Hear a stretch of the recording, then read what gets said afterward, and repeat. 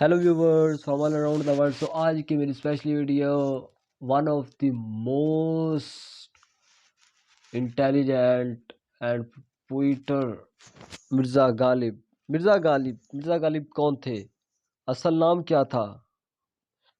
बहुत कम लोग इनका असल नाम जानते हैं।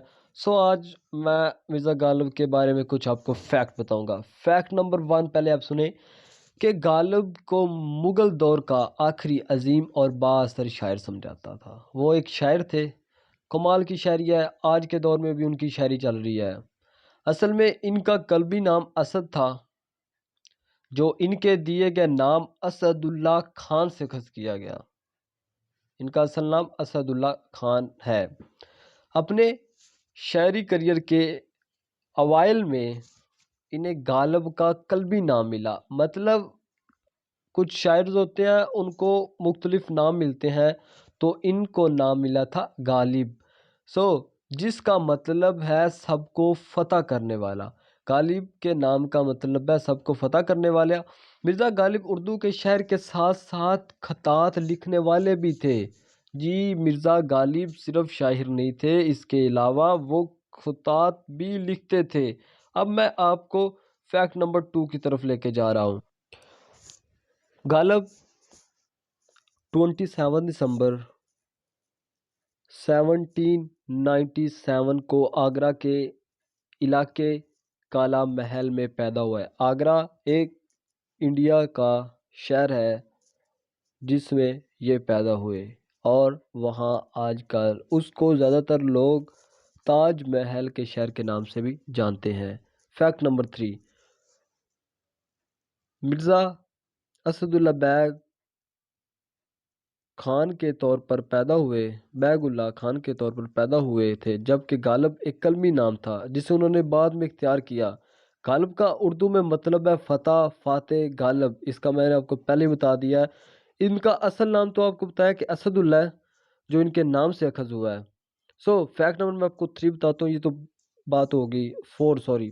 फैक्ट नंबर 4, गालिब की शादी बहुत छोटी उम्र में उमरो बेगम से हुई थी, जिसके बाद वो दिल्ली चले गए, जहां वो अपनी मौत तक रहे।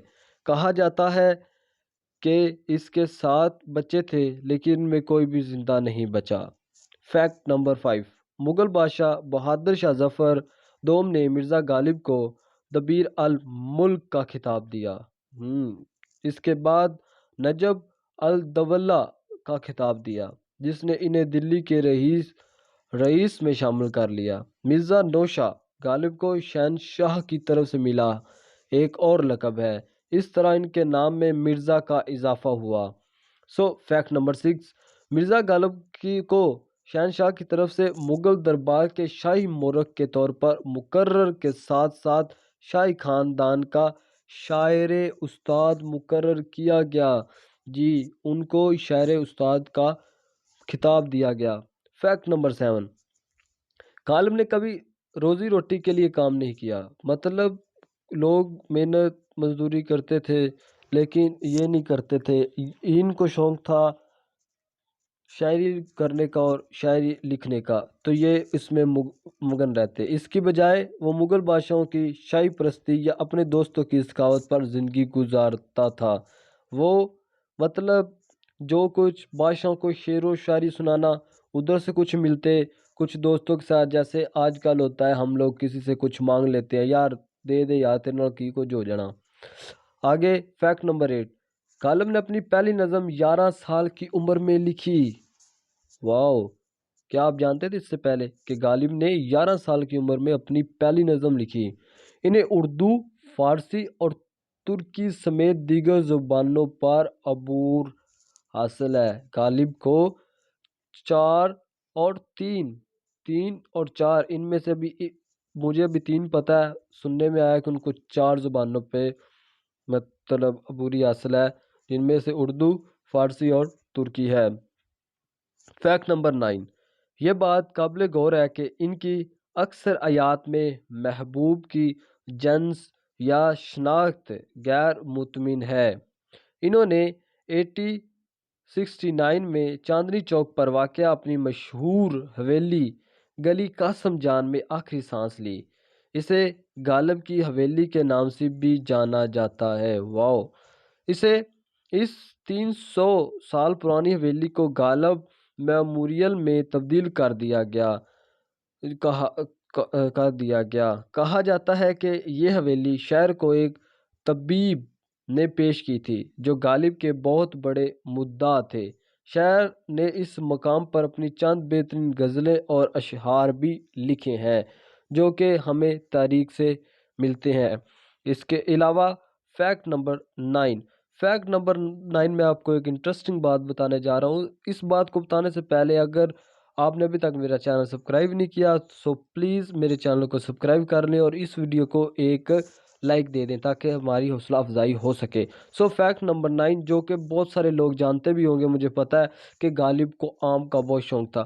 جب بھی آم کا سیزن ہوتا تھا تو آپ کو پتا ہے کہ ان کو خطوط لکھنے کا شوق ہوتا ہے، تو وہ خطوط کے مختلف اپنے دوستوں کو بھیجتے تھے خطوط کہ یار مجھے یہ بھیجو، تو وہ خطوط بھیجتے تھے تو ان کو دور دور سے ملتے تھے اور وہ ان کا مطلب دل نہیں بھرتا تھا، وہ چاہے جتنے بھی کھا لیں آم۔ اس کے علاوہ ان کا فیورٹ ترین جو آپ کو پھل بھی پتہ چل گیا کہ وہ آم ہے۔ فیکٹ نمبر 11 یہ ہے کہ مرزا غالب کو ہر بندہ خطوط بھیجتا تھا تو وہ خطوط کا جواب دیتے تھے، چاہے ان کے پاس ٹائم ہو نہ ہو، وہ ہر حال میں اس کو اپنا فرض سمجھتے تھے کہ میں نے ہر بندے کو اس خط کا جواب ضرور دینا ہے۔ اگر مرزا غالب کے پاس کوئی ایسا خط آ جائے جس پر وہ پہلے ہوتی تھی وہ چپسی لگی ہوتی تھی، اب جس کو مور کہتے ہیں، وہ لگی ہوتی تو وہ کچھ پیسوں کی ہوتی تھی، تو وہ اگر کوئی بندہ نہیں لگا کے دیتا تھا تو وہ کبھی غصہ نہیں کرتے تھے کہ یار یہ پیسے بھی مجھے دینے پڑ رہے اس کو، وہ خود اس کے پیسے ادا کرتے تھے۔ اور کچھ لوگ ایسے ہوتے تھے جو ایک ٹکٹ لے لیتے تھے اور ایک ٹکٹ اس کے اندر رکھ دیتے تھے تاکہ مرزا غالب کو یہ خط ہم تک بھیجنے کے لیے کوئی بھی پیسے نہ لگانے پڑے۔ اس لیے مرزا غالب بعض اوقات اس سے بہت زیادہ غصہ کر جاتے تھے کہ یار نہیں یہ آپ نے غلط کیا، پیسے نہیں، مطلب یہ ٹکٹ نہیں بھیجنی چاہیے تھی، میرے پاس پیسے تھے، وہ غصہ ہو جاتے تھے۔ لیکن کوئی نہ ادھر ٹکٹ لگا کے دے دے تو وہ غصہ نہیں ہوتے تھے، وہ کہتے ہیں کوئی بات نہیں میں خود بھیجوں گا۔ اگر آپ کو میری ویڈیو پسند آ رہی ہے، ایک دو شیئر کے ساتھ میں آپ سے اجازت لوں گا۔ ایک صرف لائک، اور اگر سبسکرائب نہیں کیا تو میرا چینل سبسکرائب کر دیں۔ شعر ان کا ایک ہے کہ کہتے ہیں جب جینے کا شوق تھا تو دشمن ہزار تھے، جب جینے کا شوق تھا تو دشمن ہزار تھے، اب مرنا چاہتا ہوں تو قاتل نہیں ملتا۔ کیا بات، کیا بات، بہت ہی پیارا شعر۔ آپ کو اور ایک شعر سے بتاتا ہوں میں، وہ نا ایک شعر تھا لوگوں کو بہت ہی مزے کا لگتا، مجھے خود کو لگا، شاید آپ کو بھی لگے، میں سناتا ہوں آپ کو۔ کہتا ہے کہ دکھ دے کے سوال کرتے ہو، دکھ دے کے سوال کرتے ہو، تم بھی غالب کمال کرتے ہو۔ اور شعری میں آپ کو سنا رہا ہوں، اگر آپ کو اچھی لگے تو ٹھیک، نہیں تو پلیز یار مائنڈ نہیں کرنا۔ نہ تھا کچھ تو خدا تھا، کچھ نہ ہوتا تو خدا ہوتا، ڈبویا مجھ کو ہونے نہ ہوتا تو میں کیا ہوتا، ہوا جب غم سے یوں بے حس تو غم کیا سر کے کٹنے کا، نہ ہوتا اگر جدا تن سے تو زانوں پہ دھرا ہوتا، کوئی مدت کے غالب مر گیا پر یاد آتا ہے وہ ہر ایک بات پہ کہنا کہ یوں ہوتا تو کیا ہوتا۔ کیا بات۔ لاسٹ ایک شاعری پیش کروں گا جس کو ان کو مطلب جواب بھی ملے تھے۔ تو پہلے تو مرزا تھے غالب، انہوں نے مطلب کیا تھا سوال کہ زاہد شراب پینے سے مسجد میں بیٹھ کر، زاہد شراب پینے دے مسجد میں بیٹھ کے، یا وہ جگہ بتا مجھے جہاں پہ خدا نہیں۔ تو آگے سے لانگ اقبال کہتے ہیں کہ مسجد خدا کا گھر ہے، پینے کی جگہ نہیں، کافر کے دل میں جا وہاں پہ خدا نہیں۔ تو احمد فراز کہتے ہیں کافر کے دل میں آیا ہوں دیکھ کر، خدا موجود ہے وہاں پر اسے پتہ نہیں۔ تو آگے ضیاء رسول امینی ایک بندہ ہے تو شاعر ہے سوری، انہوں نے جواب دیا ان کو کہ خدا کا سب کو پتہ ہے وہ کسی سے چھپا نہیں، خدا کا سب کو پتہ ہے وہ کسی سے چھپا نہیں، کافر کو بھی پتہ ہے مگر وہ مانتا نہیں۔